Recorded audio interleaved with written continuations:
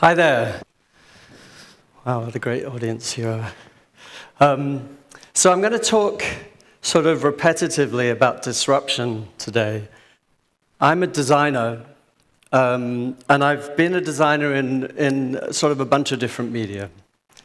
Right now I'm creative director of a studio in Los Angeles called 5D, which I would call a world-building studio. World-building exists at this intersection of design, technology, and storytelling.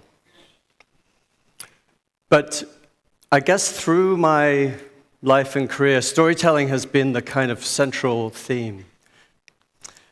And in relation to disruption, the reason that I'm here, I guess, the reason I'm here on the stage, comes from a sort of single disruptive moment. In 1974, I was at art school in London, Central School of Art, sort of naively considering my future as a painter. And then I'd been asked to be a social secretary, so could I take on the job of booking the bands for the college? And I was doing that alongside a good friend, Sebastian Conran, whose name you may know. And one day, a young man walked in off the street and came up to us, said, "Do you want a band to play for free tomorrow night, mate?" So what would you do, yes or no? We said yes.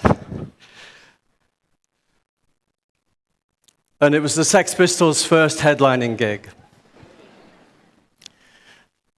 So that moment, everything changed. We sort of went in dressed in our 50s rock and roll clothes and came out with scissors trying to hack at our hair. And from this point on, things started sort of rolling forward. So the Pistols played, my art changed. My final show, this large drawing, 8-foot by 10-foot drawing, was ripped down by the vice principal of the school, mostly in reaction to other pieces of art that he couldn't destroy.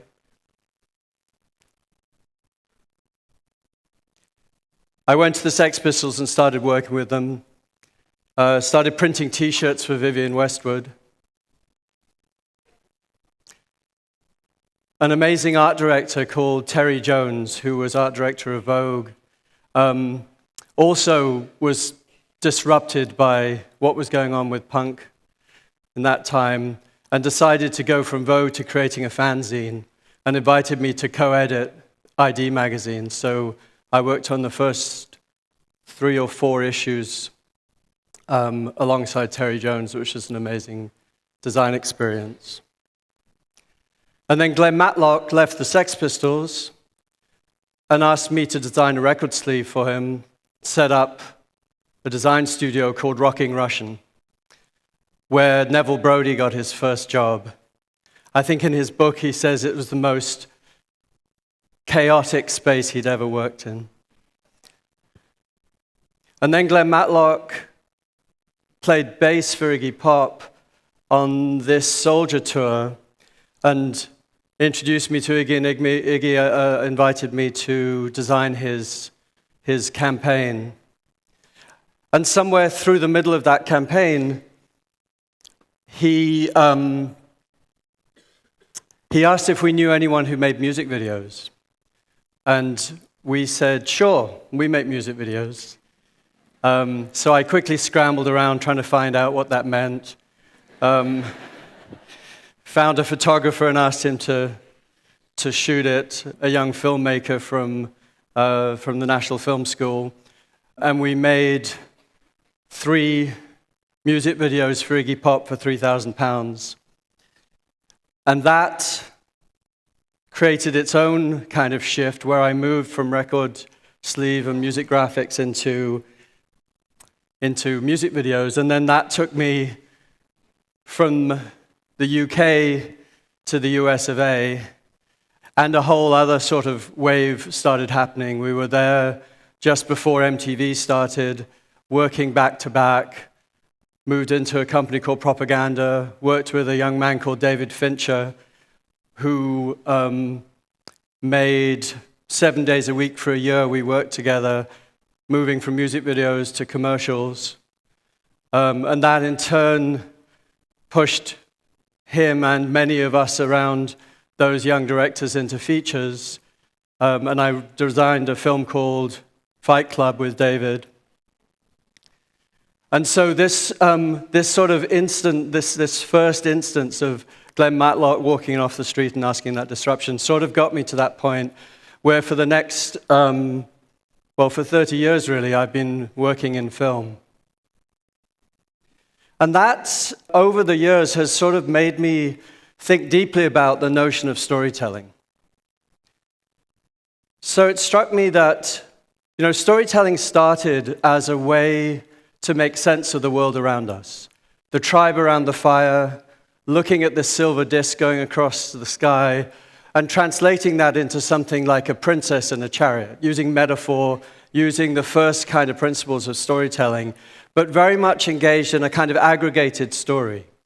This notion of tribal storytelling that not only made sense of the world around us, but started creating codes for that world through the stories, so that those giant mythologies, the Roman, the Greek, the Bible, the Quran, these stories that emerged that were really cumulative of hundreds and thousands of people adding pieces to the narrative, was suddenly massively disrupted by the arrival in 1440 of the printing press. And that notion of storytelling started to shift. First of all, a sort of religious authority took on the mantle of controlling the viewer's gaze, controlling what one would take from the story. But then the authors started to take over. And in writing and in architecture and in music and in theater, that idea of a single author, the starchitect, the composer, the director, the artist, the photographer, the designer, in each case, we have, for centuries now, have become habituated to the idea that the single the single author is there to control what we look at and what we read in a fairly linear manner. Obviously, there's lots of people who work against that, but the proscenium of the theater, the frame of the screen, the photographic artifact, all of those steer us in a very directed way.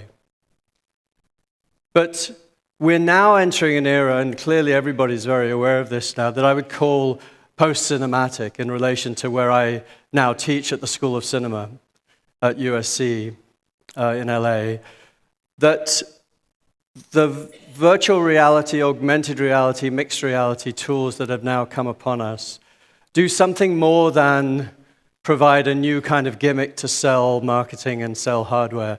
They fundamentally change the way we think about storytelling, because now we've moved from this linear narrative, this sort of fixed frame or a controlled frame, into a spherical narrative space. So now we need to pay attention to the entire world space, to the sphere of narrative opportunities that are around us. And I would say that this is as big a disruption as the very beginning of cinema, that it is going to fundamentally change the way we think about storytelling. And I'd say that we now have returned full circle to that sort of tribal space, that those tribal stories that were told to help us survive are back in our hands, probably just at the right moment. We really maybe need these kind of stories to help us survive this current craziness. And world building as a design practice, which has evolved for me now over years, seems suddenly more and more relevant because it's specifically to do with how narrative is embedded in all the elements around us and how the world itself stimulates those stories.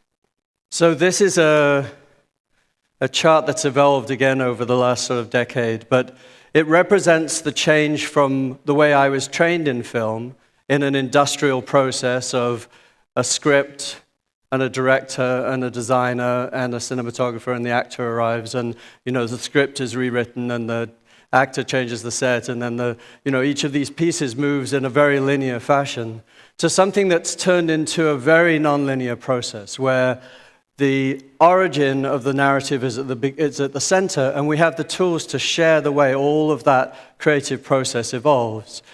And we start thinking completely differently about the holistic connections of all of the elements of the world. So in this case, and the words are very interchangeable, but there are some high-level ecologies that form around the questions that you ask of a story world. You start with an origin story, and that can be very simple. And I'll contextualize this in a second. And then sort of where are you, when are you? And then you start asking these questions of what is driving the world. And you create a sort of horizontal understanding of the world. And then the more you ask questions of it, the verticals start to kick in. The subdomains that you're questioning start to raise questions in themselves. You core sample through the world, and the world becomes more and more robust. And this happens at several scales simultaneously. And I think it's very important that two things are going on. One is that you are dealing with a massive interdisciplinary collaboration. When you start researching, you're listening to a lot of experts, and the experts start feeding the world. And the world space, the kind of large context, is constantly informed by what is most important, which is the human story at the center. So we start developing stories inside the world that question the world and push the world forward, and the balance of different scales, the human in their neighborhood, the neighborhood in the city in the world, all inform each other, and the world evolves and becomes more and more informed. So this was really put into practice for me with a film called Minority Report. Steven Spielberg hired myself and the writer Scott Frank on the same day. So there was no script, and we really didn't have a script for a year. And this was 1999. We were at a big technology shift. Computation had suddenly become cheap enough to be on the laptops of my designers who were coming in.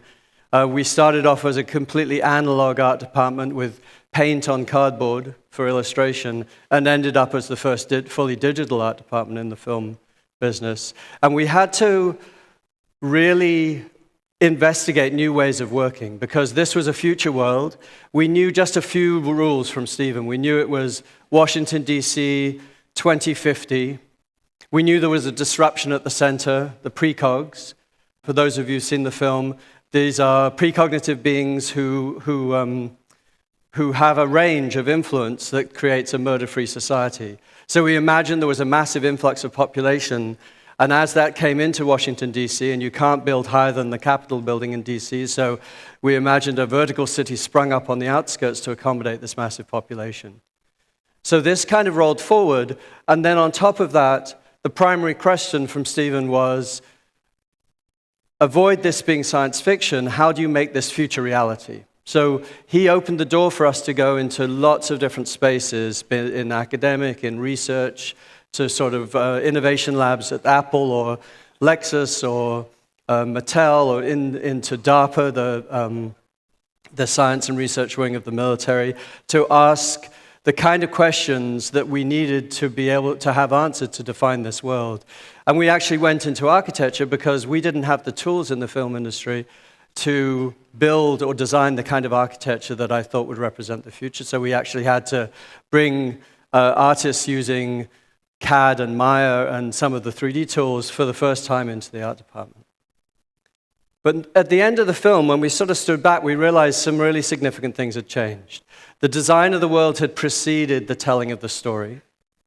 The world had become a container for narrative, not just one narrative, but we could have told hundreds of stories in this space. We could have said to Steven, if he wanted Tom Cruise to turn left instead of right out of any doorway, we knew what was there. We knew the world really intimately. And we also saw that world building had, quite separately from the narrative, was stimulating really complex systems, which became more and more kind of important as we moved out of film and into kind of what we're doing now. It was clear that you could pull entirely different ideas from the film. We could have looked at urban planning, as a way of looking into the future of urban planning and take this idea of the evolution of a new city and start investigating that. We could look at the effect of the environment on the consumer if the environment can recognize the individual as they walk through the space. How does that change the future of the mall, of shopping, and the kind of things that are actually really upon us now? We're investigating technology at a large scale, wearables, and also the gesture system that evolved out of the film, and transportation. How might transportation change completely? So just to use that example, taking the notion of the horizontal, that kind of urban planning of the world, we started to develop a lot of knowledge about how this world would work. We knew that this was a very vertical city. We started interrogating that. So, for example, how does Tom Cruise, get to work in the morning? He lives at the top of this new city. What if there was a combination of an elevator and a driverless car that could take him to work? So we started looking at an investigation of a new kind of transport that could move vertically and horizontally. So that in turn evolved a new kind of form language for a vehicle. We developed that from the beginning, so instead of that happening in post-production, now this was happening at the very early stages. We had a car designer in the art department. We designed this new form. That data was pushed out to manufacturing, so we were building physical parts at scale. We were building miniature prototyping, and those same parts were going to Illustrator, and the same data, and the same data was going to the post-production visual effects.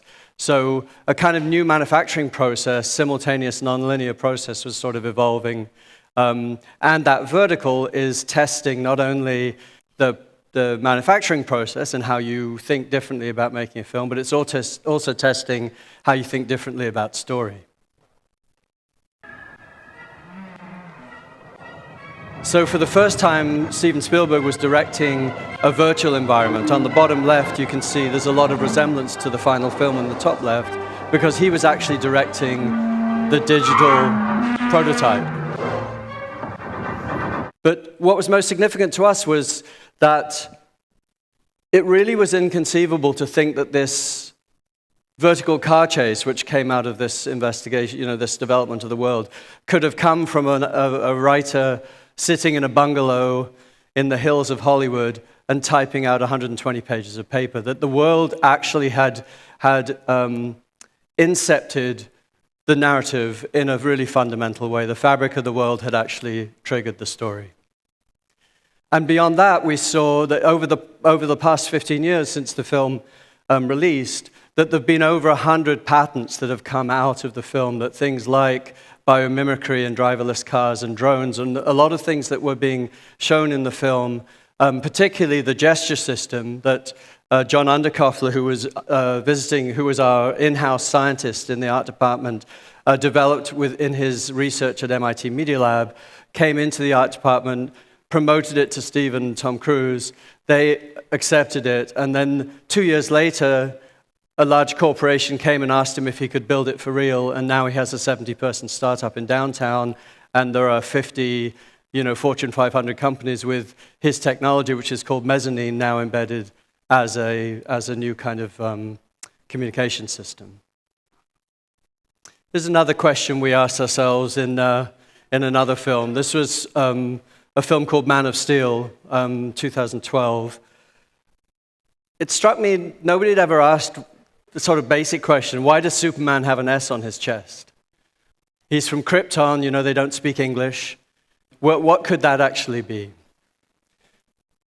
So we have a couple of issues with Man of Steel. One was, in the canon of the film, what you have to establish two things. You have to establish that a society is so inward-facing that they cannot see the danger that is in their midst of a planet that's self-destructing, and yet has to be developed enough to have a spaceship that can take a small child from one galaxy to another.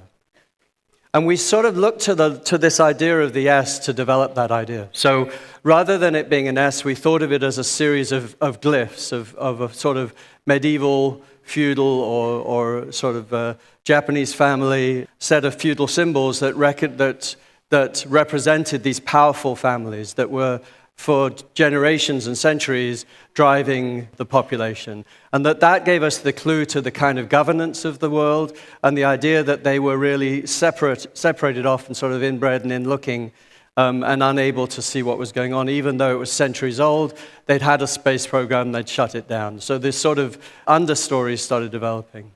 And then we got a little bit crazy. We started thinking about the language itself. Could we evolve? I think at some point Zack Snyder said he might want some of the actors to speak Kryptonian. So we hired an anthropologist linguist called Christine Scherer from the local university in Vancouver.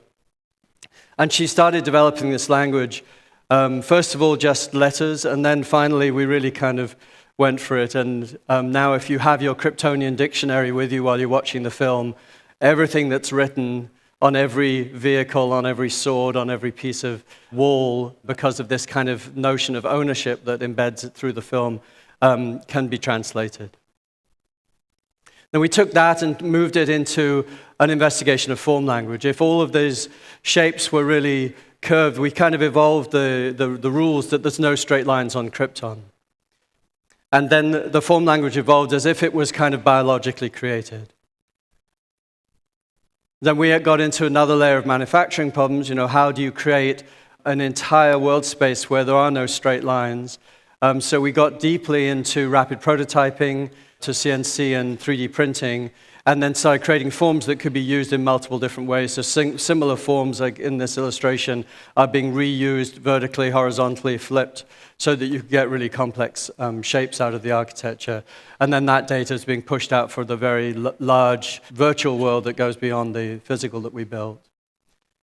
And we use the notion of prototyping really deeply so we could look at animation as a core part of the design. So starting to look at the inceptive design as a kind of data space that you could make decisions virtually and then decide how to pull the physical components from that, what would really be built so that the actors were properly supported by real environments, and then where animation was too complex and it would turn into virtual.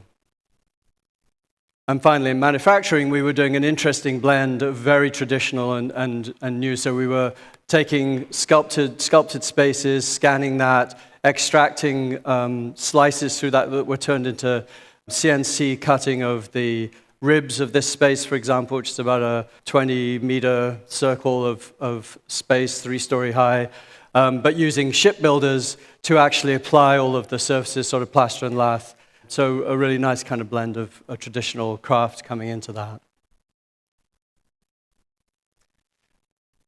Then in 2008, I was working with Greg Lynn and Peter Frankfurt, designers and architects in LA, and we were asked to develop for Museum of Modern Art in New York for a show of a picture of what the world might look like in an entirely digital space. So we imagined that there was all of the population of all the cities of the world had a digital counterpart in a virtual world that was turned into these manifold shapes that moved relative to one another, where you could imagine a kind of cultural interchange between Tokyo and New York, where two different cultures could rub up against each other, where perhaps the use of metaphor would really kick in, where you could take digital data from the real world and translate it into the virtual world, where a little old lady would have some virtual flowers that would flourish or die according to the state of her stocks and shares.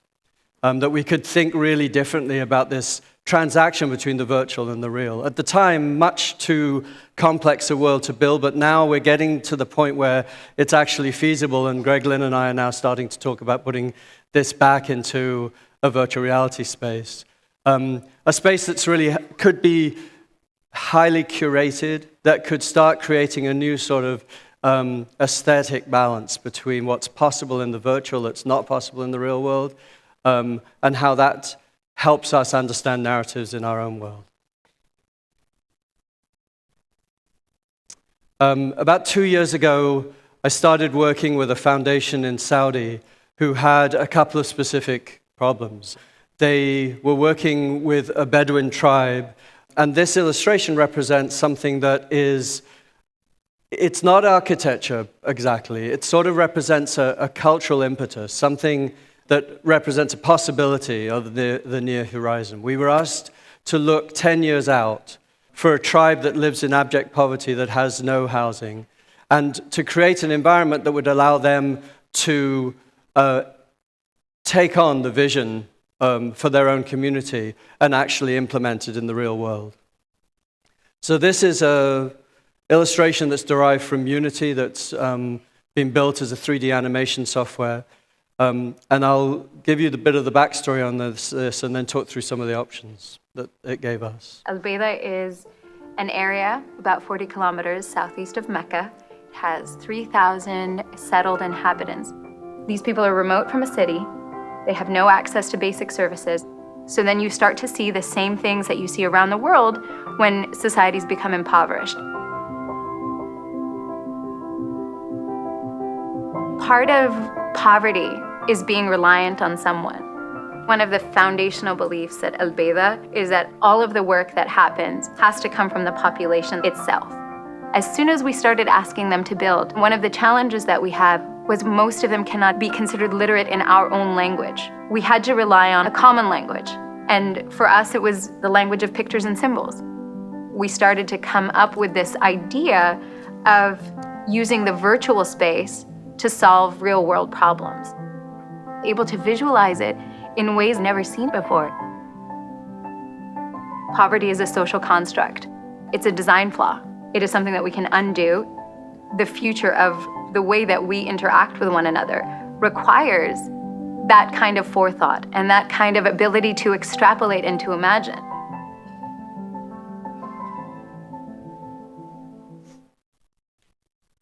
So we started looking at these buildings first as containers for narrative, that you could see cultural interaction, you could go deeply into the culture that was going to drive the possibility of this tribe living in this space. You could also use it as demonstration. You could see how the water from daily prayers could cool down the temperature of the environment, for example, or how trapping the water that comes from flash floods once every 5 years could re-oasify the desert. So we were looking at sustainable architecture and sustainable agriculture and reporting on it. And then we moved this into a virtual and augmented environment. So this is showing a marker-based system where if you point your Samsung phone at it, it creates a 3D model that if you then write the name of that character that's been created and clip it into your Samsung Gear, it places those characters inside the virtual world. So there's a possibility here of the culture itself and the stories that emerge from the culture turning into nouns and verbs that then in turn occupy the story space and become richer and richer as the literacy of the individual improves and they can start gathering those icons, those characters into the virtual world. So this is an early beta, but the very first people who will test it will be the villagers themselves. It's a population from 7 to 70 who have a large degree of illiteracy, and we think that there's an opportunity here for really doing this kind of sort of intricate integration of story and outcome in the real world. Still going.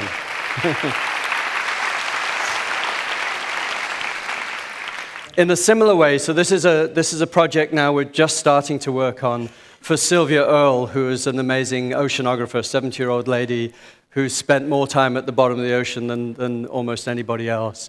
The problem is that the ocean is impenetrable, right? A lot of us, never get to see it. Those of us who do live by it mostly see the surface. Those of us who dive in it dive down 30 feet or 100 feet. But the vast bulk of the ocean is unexplored. There's I think only 4% is actually recorded, 10% has been explored at all. But that's the lungs of the world. So the problem here is how do you allow people to enter that world space? Imagine that this is a giant column of water, let's say in a museum, that's being projected virtually. That column of water expands towards you. That surface of water passes by your field of view, and suddenly you're inside the depths of the ocean. And you hear this sound overhead, and you look up and you see the massive propellers of a ship going on the surface, and you understand the noise pollution effect on the fish. And then you see trash falling into the water, and you look down and go to the coral, and you see the effects of ocean acidification. And you can take this time light, this idea of being able to move back and forward in time, and see what the coral used to be and what it is now and what it could be again. Because Sylvia's notion is the notion of hope spot, the idea of hope that you can actually regenerate these spaces. And then you go deeper still, and you see the plankton and change scale and get down to the scale of plankton and understand that 90% of the animal life on this planet occupies that lower depth of the ocean, and that is actually our survival. And so it's thinking kind of deeply about what this new technology is capable of. I've got no specific interest in virtual reality, but I can see in a space like this that it's a form that gives us it gives us a level of access that you can't get any other way. That idea of changing space, time, and scale. And finally, a project that was launched at the lab that I run at USC, called the World Building Media Lab. Intel came to us asking us to look at the future of storytelling, seeing these shifts. What would they have to change in their chips to accommodate the kind of stories that we need to tell? And we were asked to kind of develop a new language for the medium. And in fact, what I'm teaching now is the idea that we're teaching a language for forms that may yet not have a name. So first of all, this was taken Tonight, I to don't want you to CES. merely imagine a flying whale. I want you to experience it. Sight, sound, all of it.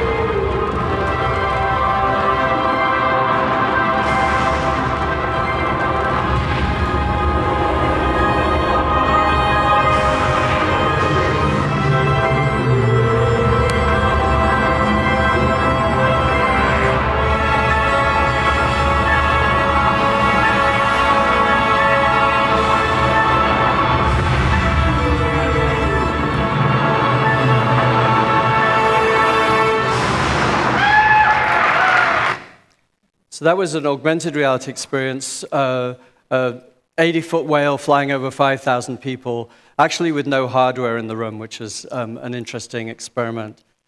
But more recently, and just now, we've been invited to bring this to Sundance. So we just actually came from Sundance and took the whale, which was working in parallel in virtual as well as augmented. So that augmented whale was being developed as a full virtual reality environment as well.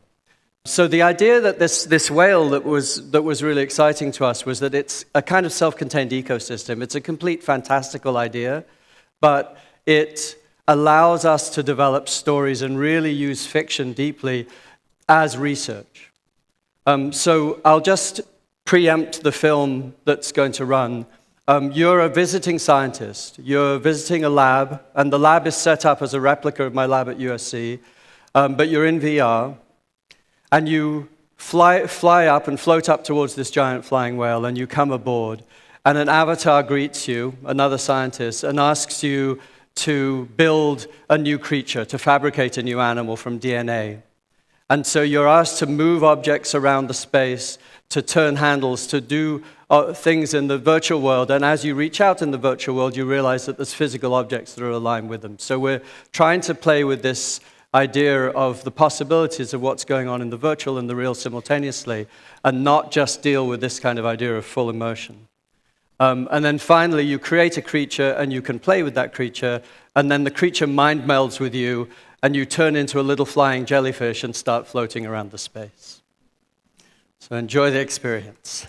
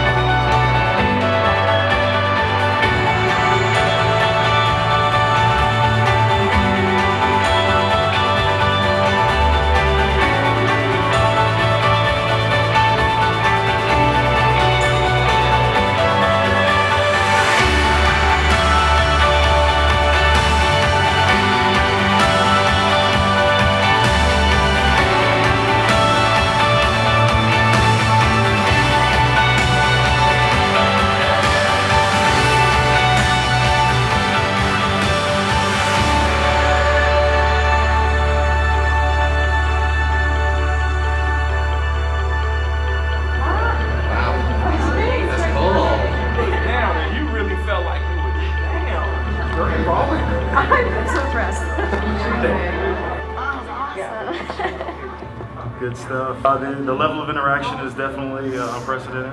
It's an amazing journey and experience. I'm an enlightened man now.